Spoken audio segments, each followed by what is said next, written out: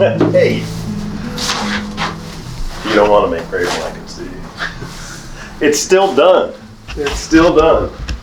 It's funny, this, I was taught how to make where it's the wood lath. Trying to find the lath was hard this year, but where we still do it the same way, that my family's been doing it for close to 100 years. And it works. It works. But it's, people don't know. It's like, don't you buy them in? Don't they come from China? It's like, actually, no. All the base and everything is made right here. All the greens, right? So this is balsam. This balsam comes from Canada, Quebec. And it is beautiful this year. And that, we got this in just, I guess, probably the third week in November. And then you can see by the ends, I love seeing that, because when it's nice and it's bright like that, you know that it's fresh. If that's brown, you have a problem. So, but they haven't had a frost yet. And usually you want your greens to have a frost before you cut them, but I don't know. That's, I've been taught too long and I've adopted the old wives' tales. But don't you cut them? God, trying to train people to make grave blankets. Sandy here at Bloomers, not the Sandy you might be thinking about, but Sandy B. She was doing great. I was teaching her this morning, and she was figuring it out just right. So, what's a grave blanket? Grave blanket is a memorial, and it's right in there with on the radio show. And those of you that don't know, Aaron is operating the camera, and we are doing a show this week that talks about on our radio program. That's all about greens and the history and how it's the Christian culture adopted pagan festivals and adopted into the Christian faith. But evergreens was one of those things, and wreaths where it doesn't have an end, where it's circular, and it's something that is still being done. I feel like it's almost like a Dickens type of story while we're making grave blankets with fresh greens. Because it hasn't changed, prices have, but that's just the way it is. So, block styrofoam, and then we're using fresh greens, and every place does it a little different. So every garden center does it a little different, and the first thing that people like Sandy asked, you don't cut them? It's like, no, you don't cut them. You snap them and you break them and you peel them through. If you had to use clippers and cut every single piece, it would take, you'd have labor tied up into this that, people couldn't afford them. But it's a tradition. It's tradition in my family to do grave blankets. Carl, my son, who's running the nursery, we'll be making grave blankets, so I can get them in here shortly. We sell a lot of grave blankets here at Bloomers, and we feel that it's an honor because people trust us to make something that's nice that they can put on the cemetery, at the cemetery, and it lasts, through Christmas into New Year's.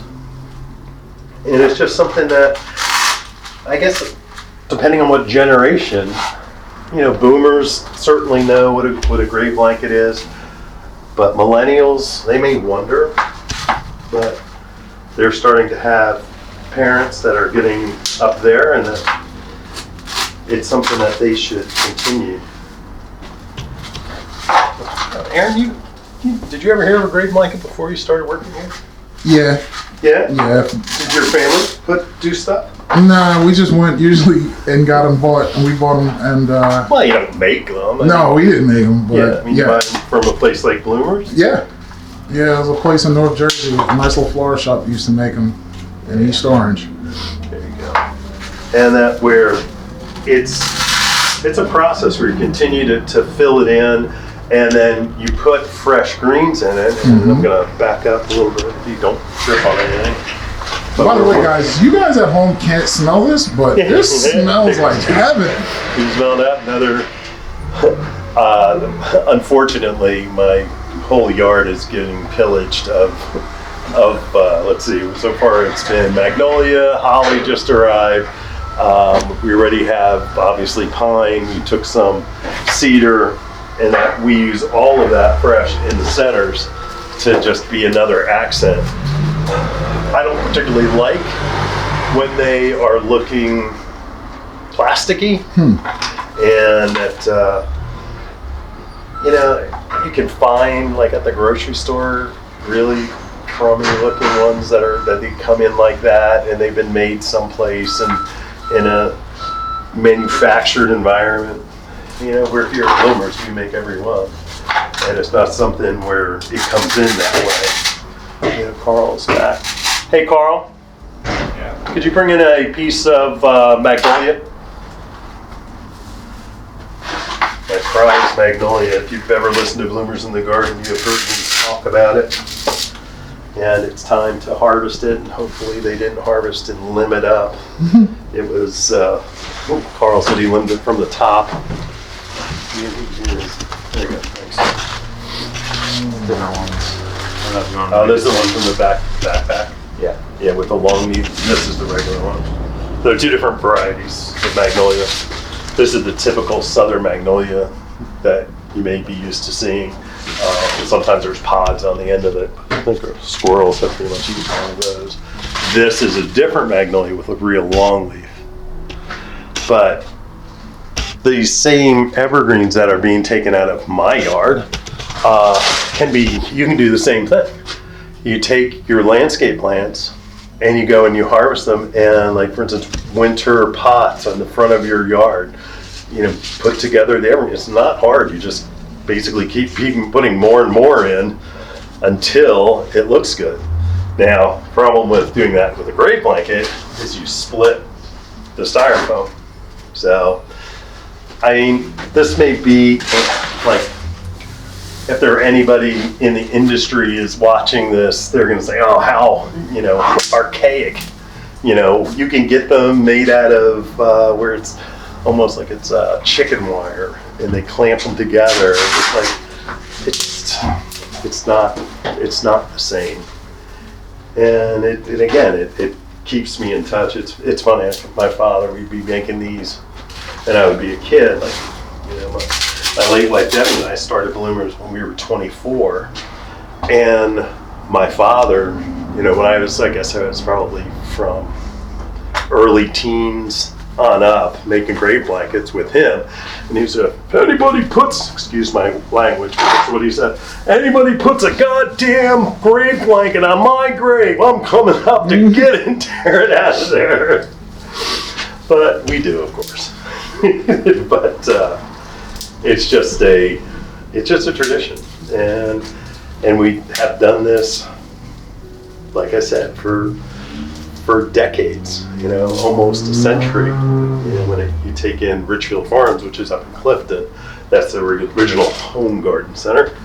So grandparents, parents, my sister and brother-in-law had run it, and now my nephew and niece run it. Which that's what I'll be going for Thanksgiving, back to the family area, and it's fun with Aaron being from up that way, that we can talk about our old stomping grounds and he understands what I'm talking about.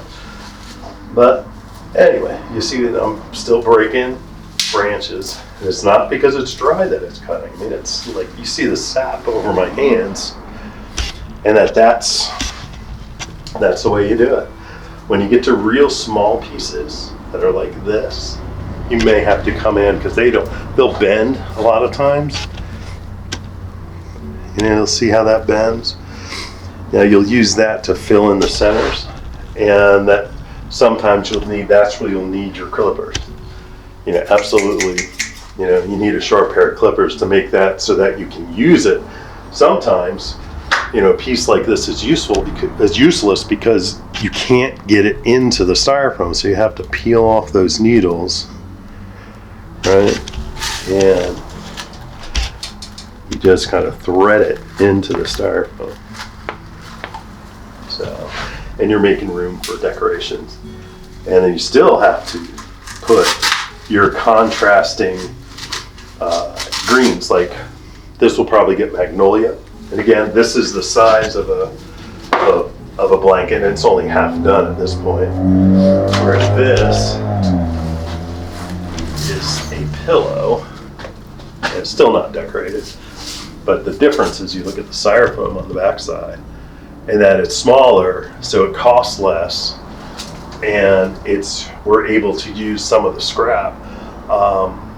We have gotten really nice brush this year, and there's very little waste, and that's, again, like I said, like when I'm in here making gray blankets, I'm in touch with my ancestry, and all I hear is my father, the waste is going to kill you, and I'm happy to say that there isn't much waste at all.